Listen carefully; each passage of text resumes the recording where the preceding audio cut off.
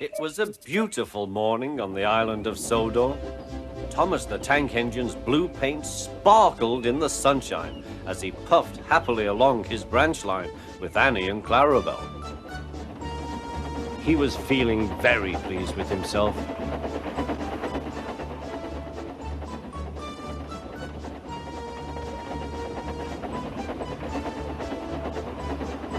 "Hello, Thomas," whistled Percy. "You look splendid." "Yes, indeed," boasted Thomas. "Blue is the only proper color for an engine."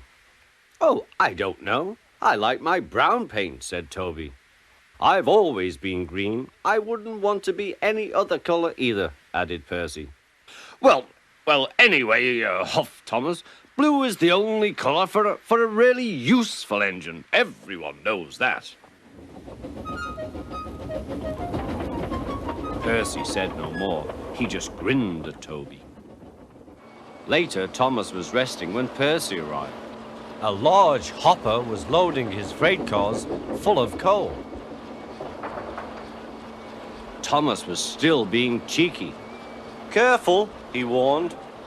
"Watch out with those silly cars." Go on, muttered the cars. "And by the way," went on Thomas, "those buffers don't look very safe to me." The last load poured down. "Help! Help!" cried Thomas. "Get me out!" Percy was worried, but he couldn't help laughing. Thomas's smart blue paint was covered in coal dust from smoke box to bunker. "Ha ha!" chuckled Percy. "You don't look really useful now, Thomas. You look really disgraceful." "I'm not disgraceful," choked Thomas. "You did that on purpose. Get me out."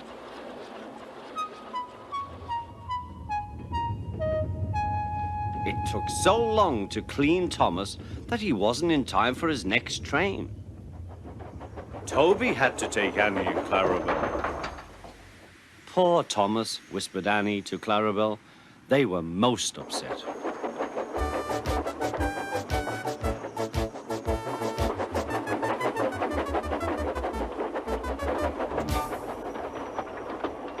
Thomas was grumpy in the shed that night. Toby thought it a great joke, but Percy was cross with Thomas for thinking he had made his paint dirty on purpose.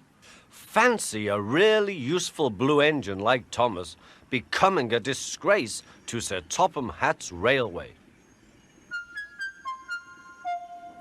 Next day, Thomas was feeling more cheerful as he watched Percy bring his cars from the junction. The cars were heavy and Percy was tired.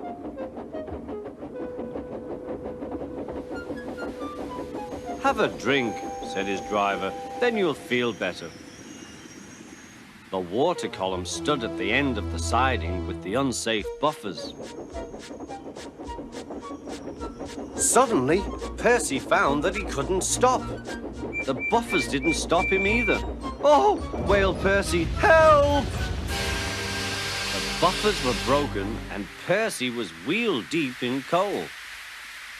It was time for Thomas to leave. He had seen everything. "Now Percy has learned his lesson too," he chuckled to himself.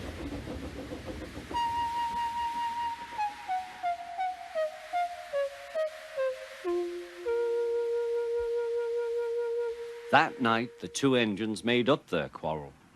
"I didn't cause your accident on purpose, Thomas," whispered Percy. "You do know that, don't you?" "Of course," replied Thomas, "and I'm sorry I teased you. Your green paint looks splendid again, too. In future, we'll both be more careful of coal."